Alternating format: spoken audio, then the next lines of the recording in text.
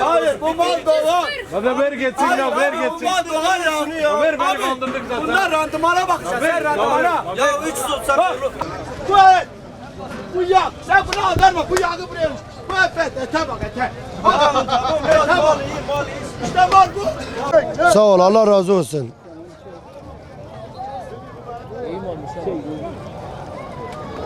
Allah. Bana bak abi.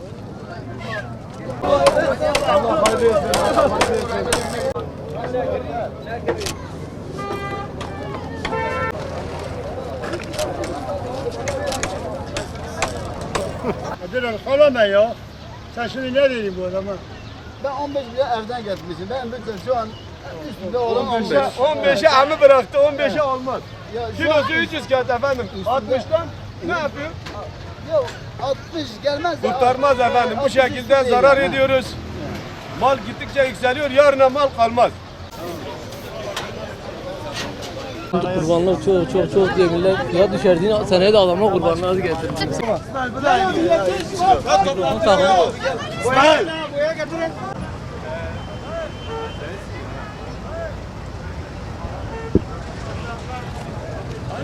Abi ne vuruş? علينا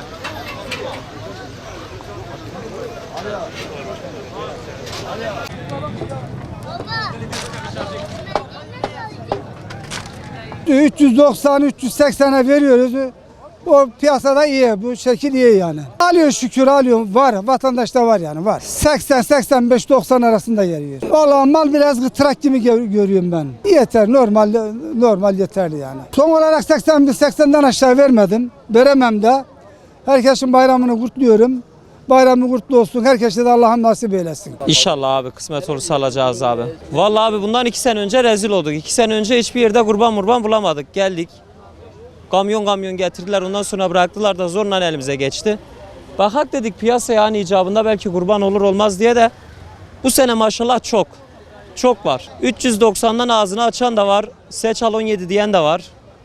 Bana kilo biraz daha mantıklı geliyor. Vallahi bana soracak olursan abi 350'ye de düşer yani. Düşer. Çünkü niye düşer diyeyim biliyor musun? Mal çok maşallah. O taraf mal, o taraf mal, o taraf.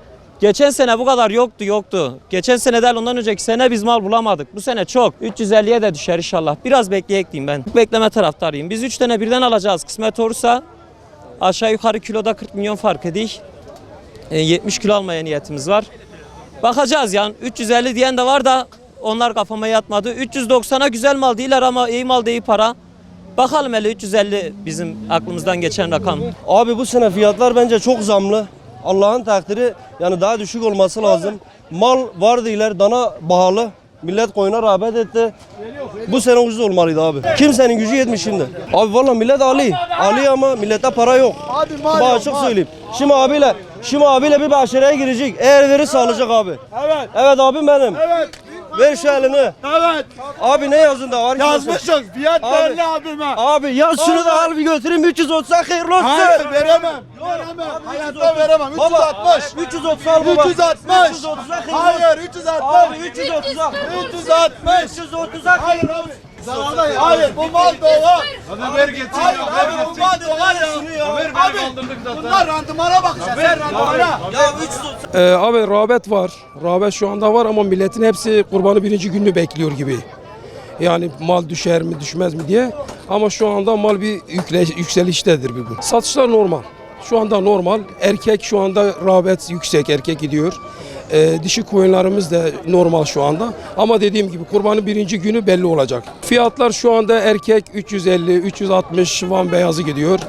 Dişi de 290, 295, 300 arasında gidiyor dişi kısra koyunlarımız. Kısmet diyelim, nasip diyelim. Bekliyoruz. İnşallah bitireceğiz. Fiyatlar güzel abi bu sene. 380'e gidiyor. Satışlar da güzel abi. Evet abi. Memnun. Hepsi memnunlar abi. Her şey güzel abi.